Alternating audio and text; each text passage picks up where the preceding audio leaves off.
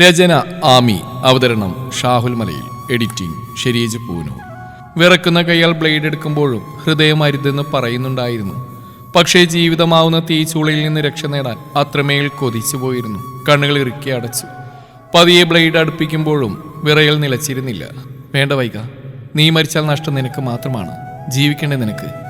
ഇത്രയും നാൾ നെഞ്ചിലേറ്റിയ സ്വപ്നങ്ങൾ യാഥാർത്ഥ്യമാക്കാൻ നീ ഉണ്ടാവണം. മനസ്സിലിരുന്ന് ആരോ മുറവിളി കൂട്ടുന്നുണ്ട്. കവിൾത്തടത്തിൽ പ്രിയപ്പെട്ടവർ നൽകിയ പ്രഹരത്തിന്റെ ശക്തി കാരണം മനസ്സും ശരീരവും ഒരുപോലെ പിടഞ്ഞു. വൈക, ഡോർ തുറക്ക്. എത്ര നേരം വിളിക്കുന്നു, ഒന്ന് തുറക്കുമോളെ. പുറത്തുനിന്നും ചേച്ചിയുടെ നിലവിളി കേൾക്കാം. മരിക്കാൻ ഇപ്പോൾ ശ്രമിച്ചില്ലെങ്കിൽ ഇനി അതിന് കഴിയില്ല. Let's try one more time. മനസ്സ് മന്ത്രിച്ചു. കഴിയും, നിനക്കതിന് കഴിയും വൈക. സ്ത്രീകൾക്ക് യാതൊരു സ്വാതന്ത്ര്യം നൽകാത്ത ഈ നശിച്ച ലോകത്തു നിന്നും എന്നേക്കുമായി രക്ഷ നേടണം. വീണ്ടും കണ്ണുകളടച്ച് ബ്ലേഡ് കയ്യിലേക്ക് അടുപ്പിച്ചു. വൈകേ! ഡോറിൽ ആഞ്ഞടിക്കുന്നുണ്ട്. പെട്ടെന്നുണ്ടായ ഇമ്പൾസ്. ബ്ലേഡ് വലിച്ചെറിഞ്ഞ് വാതിൽ തുറന്നു. അവസാന നിമിഷം ജീവിക്കാനുള്ള കൊതി നിറഞ്ഞപ്പോൾ കഴിഞ്ഞില്ല. സ്വയം കുറ്റപ്പെടുത്തി. ഒരു തീരുമാനം എടുക്കാൻ പോലും കഴിയാത്തവൾ. നീ എന്തൊക്കെയായിരുന്നു വൈകി ഇത്രയും നേരം? എത്ര വട്ടം വിളിച്ചു? ചേച്ചിയുടെ ശകാരം കേട്ടപ്പോൾ പുച്ഛമാണ് തോന്നിയത്. ഉപദേശിക്കാൻ വന്നതാവും. അല്ലെങ്കിൽ യാതൊരു ചെലവുമില്ലാത്ത ആർക്കും വാരിക്കോരി നൽകാൻ കഴിയുന്ന ഒന്നാണല്ലോ ഉപദേശം. ചേച്ചിയുടെ കൈ തട്ടി മാറ്റി ബെഡിൽ വന്നിരുന്നു. നമ്മൾ സ്ത്രീകൾക്ക് ഒരു കാലത്തും പ്രതികരിക്കാൻ കഴിയില്ല മോളെ. ഒക്കെയും സഹിക്കേ നിവൃത്തിയുള്ളൂ. നീ ഈ വിവാഹത്തിന് സമ്മതിക്കണം. രൂക്ഷമായി നോക്കി.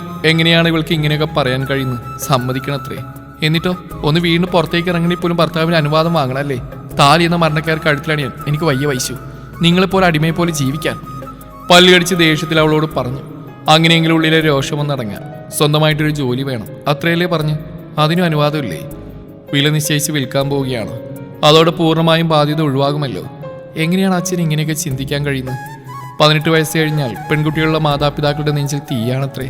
ആ തീയാണണമെങ്കിൽ അവൾ ആർക്കെങ്കിലും ഏൽപ്പിച്ചു കൊടുക്കണം. എത്രയെത്ര സംഭവങ്ങളുണ്ടായാലും എന്താണ് ഈ സമൂഹം പഠിക്കാത്തത്? വൈകേ ചേച്ചി, please please leave me alone. ഇനിയും വിവാഹത്തിന്റെ മഹത്വത്തെക്കുറിച്ച് കേൾക്കേണ്ട എനിക്ക് ഒന്ന് പോയി തരാമോ? ഇനി ഉപദേശം കേൾക്കാൻ വയ്യ. 21 വയസ്സിൽ വിവാഹത്തിന് താല്പര്യമില്ലെന്ന് എത്ര പറഞ്ഞാലും ഇവരെന്തുകൊണ്ട് സമ്മതിക്കുന്നില്ല? എൻ്റെ ജീവിതമല്ലേ, ഞാനല്ലേ അപ്പോൾ തീരുമാനിക്കേണ്ടത്? അച്ഛനോട് പറഞ്ഞിട്ട് കാര്യമില്ല. അമ്മയാണെങ്കിൽ അച്ഛൻ്റെ നിഴലാണ്. അച്ഛൻ പറയുന്നത് മാത്രം അനുസരിക്കുന്ന, ഒന്നിനും സ്വന്തമായ അഭിപ്രായം ഇല്ലാത്ത, അച്ഛനിലൂടെ ലോകത്തെ കാണാൻ ശ്രമിക്കുന്ന ഒരു പാവ. എത്ര പറഞ്ഞാലും മനസ്സിലാവില്ല. അച്ഛമ്മയാണ് അച്ഛനെ നിർബന്ധിക്കുന്നത്. ഒരിക്കൽ പോലും അവർ എന്നെയോ ചേച്ചിയോ സ്നേഹിച്ചിട്ടില്ല. പെൺകുട്ടികൾ വീട്ടിൽ നിന്നും പോവേണ്ടവരാണല്ലോ. അവൾക്ക് വിദ്യാഭ്യാസമല്ല, അടുക്കളപ്പണിയെക്കുറിച്ചുള്ള അറിവാണ് പ്രധാനം. നിസ്സഹായതയോടെ തലകുനിച്ച് നിൽക്കുന്ന കണ്ടിട്ടാണ് ചേച്ചി കുറച്ചുകൂടി അരികിലേക്ക് ചേർന്നിരുന്നു. ചുറ്റിനും പരിഭ്രമത്തോടെ അവൾ നോക്കുന്നുണ്ട്. വൈകെ, അച്ഛനും അമ്മയും നിന്നോട് ഞാൻ പറഞ്ഞ അത്രയും. ഇനി നിന്റെ അഭിപ്രായം പറയട്ടെ. ഒരിക്കലും ഈ വിവാഹത്തിന് നീ സമ്മതിക്കരുത് മോളെ. ഏറ്റവും വലിയ ഉദാഹരണം നിന്റെ മുമ്പിൽ നിൽക്കുന്നത്. എൻ്റെ അവസ്ഥ എനിക്ക് നന്നായിട്ട് അറിയാലോ. നാളെ ഒരു പ്രശ്നം ഉണ്ടായാൽ പോലും ആരും നമുക്കൊപ്പം ഉണ്ടാവില്ല. എല്ലാം സഹിക്കണമെന്നേ പറയും. നീയെങ്കിലും രക്ഷപ്പെടണം. എൻ്റെ മുടിയിഴകളിലൂടെ വിരലോടിച്ച് പറയുമ്പോൾ അവളുടെ ശബ്ദം ഇടറുന്നുണ്ടായിരുന്നു. കണ്ണുകളിൽ അനുഭവിക്കുന്ന അടിമത്തത്തിൻ്റെ കയ്പുനീർ നിറഞ്ഞു. ആ നിമിഷം സഹതാപമാണ് തോന്നിയത്. പെട്ടെന്ന് തന്നെ എന്തെങ്കിലും ചെയ്യണം വൈകി. അച്ഛനെ എല്ലാം ഉറപ്പിച്ച പോലെയാ. എന്തെങ്കിലും സഹായം വേണമെങ്കിൽ ഞാൻ ചെയ്യാം, ആരും അറിയാതെ. ഇപ്പൊ ചേച്ചി പോട്ടെ. ശാന്തമായി ചെറുപുഞ്ചിരിയോടെ പറഞ്ഞവൾ അവിടെ നിന്ന് ഇറങ്ങി. ശരിയാണ്, എന്തെങ്കിലും ചെയ്യണം. ഇനിയും വൈകരുത്. അല്ലെങ്കിൽ ചിലപ്പോൾ അമ്മയുടെ കണ്ണീർ നാടത്തിന് മുമ്പിൽ സമ്മതം മൂളേണ്ടി വരും. മൊബൈൽ ശബ്ദിച്ചവും സംശയത്തോടെ എടുത്തു നോക്കി. അഭിറാം കോളിംഗ്. തലയിൽ കൈവച്ചു പോയിരുന്നു. വിവാഹം ഉറപ്പിച്ച നാൾ മുതൽ തുടങ്ങിയതാണ്. അധികാരം സ്ഥാപിക്കാനാണ്. കഴുത്തിൽ മരണക്കയറണിഞ്ഞു കഴിഞ്ഞാൽ പിന്നെ ഞാൻ അവൻ അടിമയാണല്ലോ. ദേഷ്യത്തിൽ ഓഫ് ചെയ്ത് മാറ്റിവെച്ചു. കുറച്ച് സമയം ആലോചിച്ചതിന് ശേഷം റിയെ വിളിച്ചു. ആൾക്ക് മാത്രമേ സഹായിക്കാൻ കഴിയൂ. കോളേജിൽ തുടക്കമിട്ട സൗഹൃദമാണ്. അവളോട് സംസാരിച്ചു കഴിയുമ്പോൾ മനസ്സൊന്ന് തണുത്തു. പിന്നെ ഒട്ടും വൈകാതെ തന്നെ ഡ്രസ്സെല്ലാം പാക്ക് ചെയ്തു. ഇവിടെ നിൽക്കുന്ന ഓരോ നിമിഷവും ആപത്താണ്. കയ്യിൽ സ്കോളർഷിപ്പായി ലഭിച്ച് മാത്രമാണുള്ളത്. എങ്കിലും പോകണം. മനസ്സ് വെച്ചാൽ എല്ലാം നടക്കും. പഠിക്കണം, സ്വയം പര്യാപ്തത നേടണം. എല്ലാവരും ഉറങ്ങിയെന്ന് തോന്നിയതും അവിടെ നിന്ന് ഇറങ്ങി. റിയും അവളുടെ പപ്പയും വന്നിരുന്നു. എന്തോ ആ നിമിഷം ചെയ്യുന്നതെല്ലാം ശരിയാണെന്ന് മനസ്സ് മന്ത്രിച്ചു. 2 ദിവസം റിയയോടൊപ്പം താമസിച്ചു. അങ്കിളിന്റെ സഹായത്തോടെ പെട്ടെന്ന് തന്നെ ഹോസ്റ്റലിൽ താമസിക്കാൻ കഴിഞ്ഞു.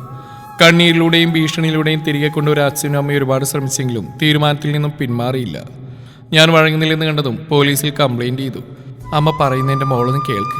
അച്ഛനെല്ലാം മോളുടെ നന്മയ്ക്ക് വേണ്ടിയല്ലേ ചെയ്യുന്നത്. ഞങ്ങളുടെ ഒപ്പം വീട്ടിലേക്ക് വാ വൈകി. കരച്ചിലടക്കി പറയുന്ന അമ്മയെ നിസ്സഹായതയോടെ നോക്കി. നന്മയ്ക്ക് വേണ്ടി. എന്നിട്ട് ചേച്ചിയുടെ ജീവിതമോ? ആൾക്കാരുടെ പ്രശ്നം ഉണ്ടായിട്ട് അച്ഛൻ ഇടപെട്ടോ? പെണ്ണായെല്ലാം സഹിക്കണത്രേ. വൈകേ, മര്യാദയ്ക്ക് അങ്ങടെ കൂടെ വന്നാണോ? അഹങ്കാരി. അവൾക്ക് അവിടെ എന്തിന്റെ കുറവാ നീ കണ്ടുപിടിച്ച്? ജോലിയില്ലെങ്കിലും പൊന്നുപോലെ നോക്കുന്നില്ലേ ശ്രീമോൻ? മരുമോനെ പ്രശംസിച്ച് അച്ഛൻ പറയുന്നതായിട്ട് പുച്ഛമാണ് തോന്നിയത്.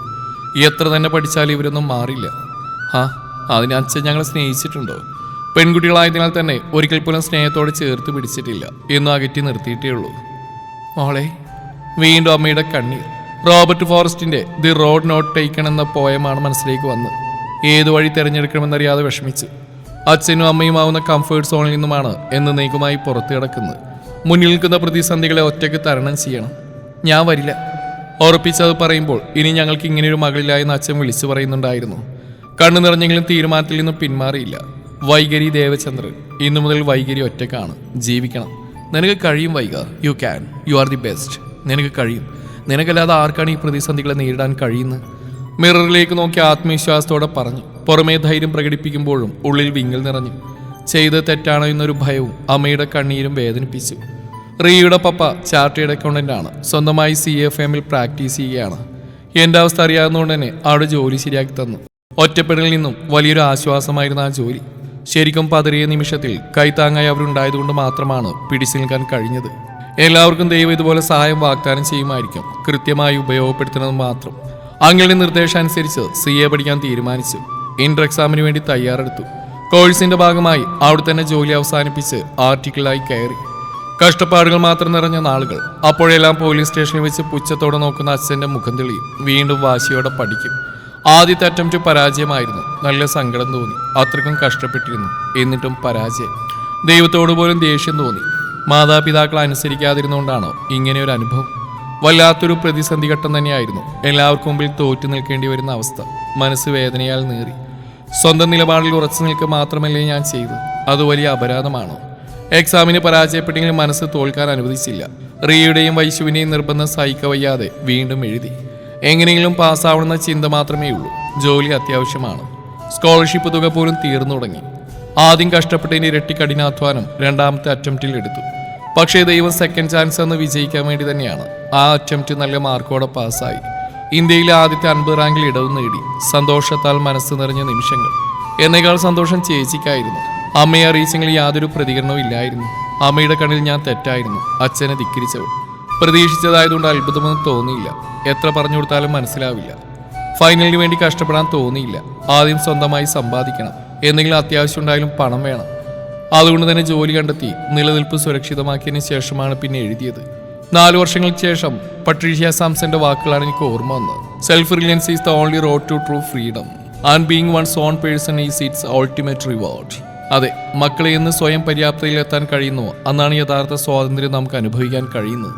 തീരുമാനങ്ങൾ എടുക്കാനുള്ള ത്രാണിയാണ് യഥാർത്ഥ സ്ത്രീ സൗന്ദര്യം. സദസ്സിൽ നിന്ന് പെൺകുട്ടികളെ നോട്ടമിട്ട് പറയുമ്പോൾ ആത്മവിശ്വാസം ഉയർന്നു. സ്കൂളിൽ ആനുവൽ ഡേ സെലിബ്രേഷന്റെ ഭാഗമായിട്ടുള്ള പ്രസംഗമാണ്. പൂർവ്വ വിദ്യാർത്ഥികളുടെ പ്രതിനിധിയായിട്ടാണ് എന്നെ വിളിച്ചത്. ഞാൻ ക്ലാസ് ടോപ്പറോ ബെസ്റ്റ് സ്റ്റുഡൻറ്റോ ഒന്നും ആയിരുന്നില്ല. പക്ഷെ കഠിനാധ്വാനം ചെയ്യാനുള്ള മനസ്സുണ്ടായിരുന്നു. ഇവിടെ കൂടിയിരിക്കുന്ന ഓരോരുത്തരോടും എനിക്കൊരു കാര്യം മാത്രമേ പറയാനുള്ളൂ. വിവാഹമാവരുത് ഒരിക്കലും നമ്മുടെ അൾട്ടിമേറ്റ് ചെയ്യും. എന്ന് സ്വയം പര്യാപ്തതയിലെത്തുന്നുവോ, എന്ന് നമ്മൾ തയ്യാറാണെന്ന് തോന്നുവോ അന്ന് മാത്രം സമ്മതിക്കുക. ആർക്കു മുമ്പിലും സ്വന്തം നിലപാടിൽ ഉറച്ചു നിൽക്കുന്നതിൽ മടിക്കരുത്.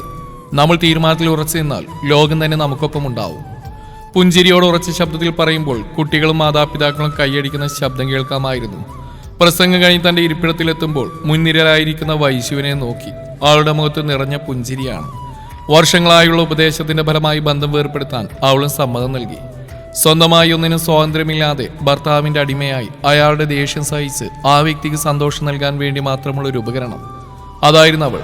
ഇന്ന് ഞാനും വൈശുമാണ് ഏറ്റവും സന്തോഷം അനുഭവിക്കുന്നത്. മനസ്സ് നിറഞ്ഞ് ചിരിക്കാൻ കഴിയുന്നുണ്ട്.